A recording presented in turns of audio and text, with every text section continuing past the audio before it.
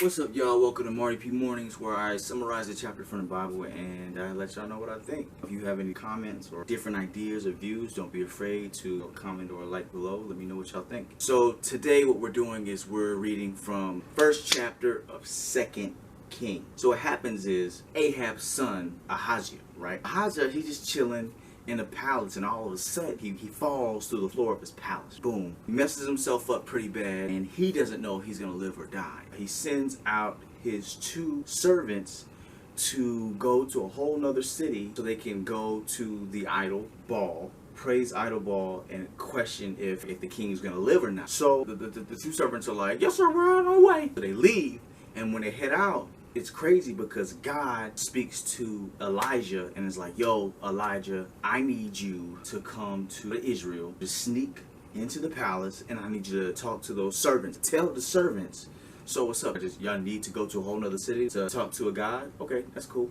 All right. Because of that, your king's gonna die. Because, you know, God he's the true living God. Like, why would you want to, like, leave the whole city and talk to... So Elijah meets them right outside the palace. And he asked exactly what God told him to ask. So y'all have to go to a whole nother town to pray to a God to see if your king's gonna be alright? Okay, just because of that, he's gonna die.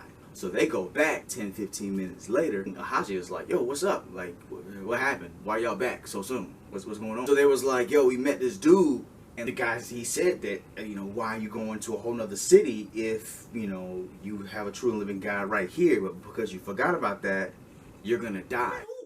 Said that. It was some dude, he was a furry dude with like a leather pouch. It's crazy because I guess there wasn't that many people that was that hairy with a leather pouch, because he was like, oh, that's Elijah.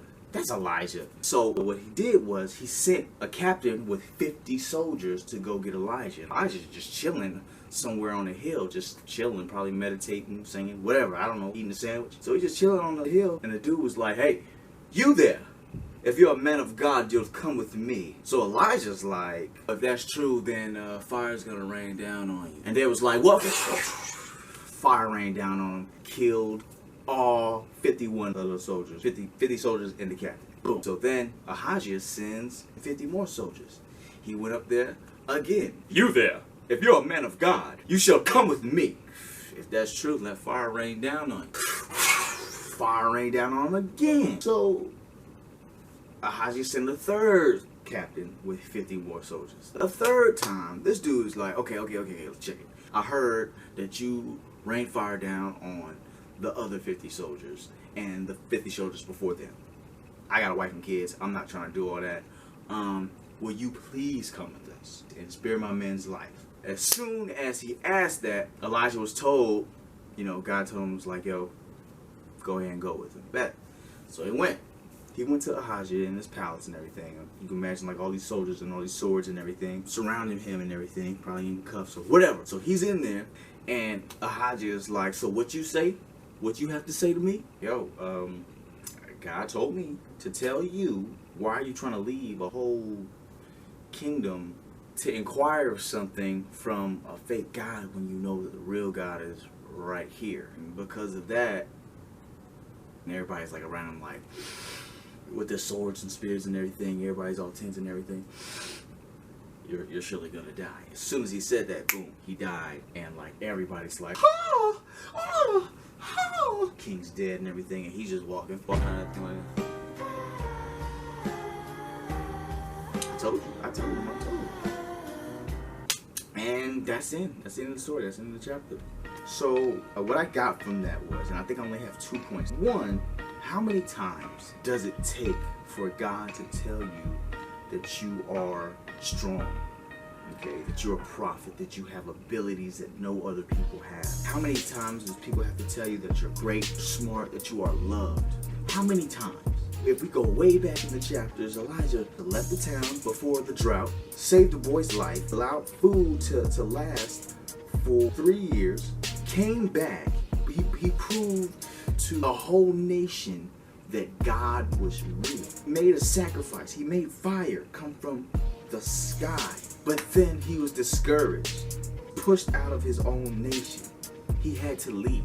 went, found more people to support him and everything. He came back. The thing about it is, after he did this huge presentation of God to show everybody that God is real, he still was discouraged and he still left. He still was fearful because he didn't have faith in the abilities that God gave him. But he finally came back, and he was so comfortable with his abilities, he sat at the top of a hill against, in total, 153 soldiers like it was nothing. It took him that long to accept his abilities and accept that God has him, that God gave him that ability, that God will always take care of him. So here's my question, just how many times does it take for you to realize that you're great, that you're loved, that you're beautiful, that you matter, that you are enough? How many times? What does it take? That's one. Two, how many times must you deny your answer? As soon as Elijah sent his servants and they came back, and Elijah told the servants and the servants told him what Elijah said, that God said, you will surely die. The whole time he was going back and forth with Elijah. Say it to my face. Say it to my face. Say it to my face. Say it to my face. Say it to my face. So many times, the whole time he was doing that, he could have been making a baby. He could have been making a baby, because at the end of the day, he already had the answer that he was going to die. That you will surely die. Because he did not do that, because he did not listen and register the answer that God already gave him, he missed out, because when he died, he didn't have any heir to the throne. He didn't have a son. He didn't have any children. So the kingdom ended up going to his brother, Joram. So how many times when people pray to God and they ask for something, sometimes it's not the answer that they want. It's the right answer, but it's not the answer that they want. So what they do is they keep on praying. They keep on praying. They keep on praying. When am I going to be a doctor? When am I going to be a doctor? When am I going to be a doctor? God's like, you don't want to be a doctor. You want to be an interpretive dancer. Accept the answer that God has given you. You have a chosen path. And though right now, when you look at the path, you don't like it, you can make it your own. It's your path, so you own up to it. That's all I got. How many times? How many times does it take for someone to tell you, for someone to show you, for you to find out yourself that you're great? And how many times does it take for God to tell you your answer? How many times? That's all I got for you. How many times I gotta tell that ass to come on? How many times I gotta tell that ass to come on? We the best music. How many times I gotta tell that ass to come on? We the best sound. You right, have you walking from side to side? How many times?